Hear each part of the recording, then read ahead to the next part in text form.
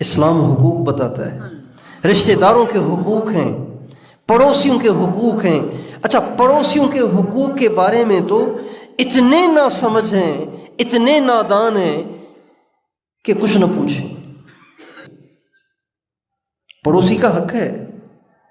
اب علیہ السلام کا ارشاد ہے، ما زال جبریل یوصینی حتی ظننت انہ سیورثہ۔ جبریل علیہ السلام نے مجھے اتنی دفعہ پڑوسی کے حقوق کی تلقین کی کہ مجھے ڈر ہوا کہ کہیں ان کو وراثت میں شریک بھی نہ کر لیں۔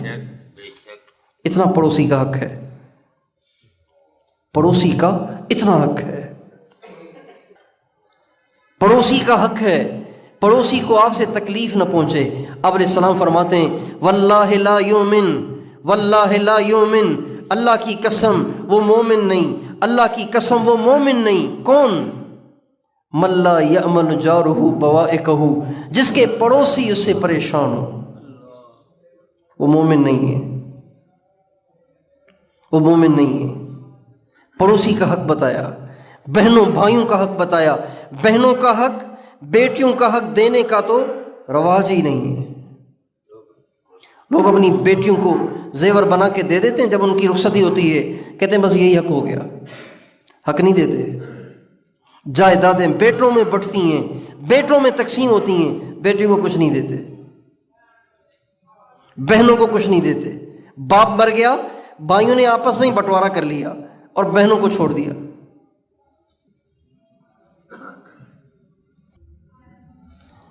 ہمارے مولانا طارق امین صاحب فرمانے لگے کہ میں ہمارے استاد محترم حضرت مولانا جمشید صاحب نور اللہ مرقدہ کی خدمت میں گیا، تو چونکہ مولانا طارق امین صاحب کے والد صاحب بڑے زمیندار تھے تو باغات تھے، تو ان سے ایک شہد نکلتا تھا، خالص شہد، تو وہ شہد میں لے کر گیا مولانا جمشید صاحب کے پاس۔ تو فرماتے میں نے مولانا کے سامنے جب پیش کیا تو مولانا فرمایا کہاں سے لائے ہو؟ کہا جی اپنے باغ کا ہے۔ تو فرمانے لگے کہ تیرے باپ نے اپنی بہنوں کو حق دیا تھا؟ اگر تیرے باپ نے اپنی بہنوں کو حق نہیں دیا تو تیرے باپ کی ہر چیز میں بہنوں کا حق ہے، باغوں میں، زمینوں میں، جائیدادوں میں، گھروں میں، سب میں حق ہے۔ اور وہ ظالم بن گیا، اس کی کمائی ناجائز ہو گئی۔ تو مجھ سے کہنے لگے، میں نے کہا کہ جی اللہ کا شکر ہے میرے باپ کی بہنیں ہی نہیں تھیں، اس لیے کہ ہوتی تو وہ نہ دیتے، چونکہ پنجاب میں رواج ہی نہیں دینے کا۔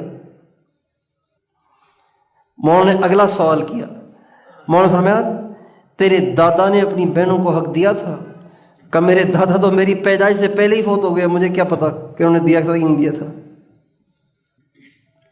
میرے دوستو، حقوق کا معاملہ اتنا سخت ہے، اتنا سخت ہے، اتنا سخت ہے کہ اس میں معافی ہے ہی نہیں۔ ایک دفعہ ہمارے نبی بیٹھے ہوئے تھے، حضرات صحابہ کرام آپ کے پاس بیٹھے ہوئے تھے، آپ کوئی راز کی بات کہنا چاہتے تھے، کوئی راز کی بات کہنا چاہتے تھے۔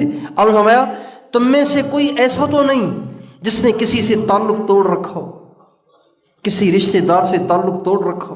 کوئی ایسا تو نہیں؟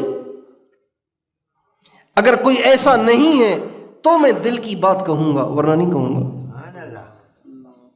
ایک صحابی جلدی سے اٹھے اور باہر نکل گئے، تھوڑی دیر کے بعد آئے، یا رسول اللہ اب آنے کی اجازت ہے؟ فرمایا آ جاؤ۔ کہاں گئے تھے؟ کہا جی آپ نے فرمایا نا کوئی ایسا تو نہیں جس نے رشتہ دار سے تعلق توڑ رکھا ہو، میری خالہ سے بات چیت بند تھی، آپ نے ارشاد فرمایا میں بھاگ کے گیا، اس کو منع کے آ گیا ہوں، اس سے تعلق جوڑ کے آ گیا ہوں، اس لیے دوبارہ حاضر ہو گیا ہوں۔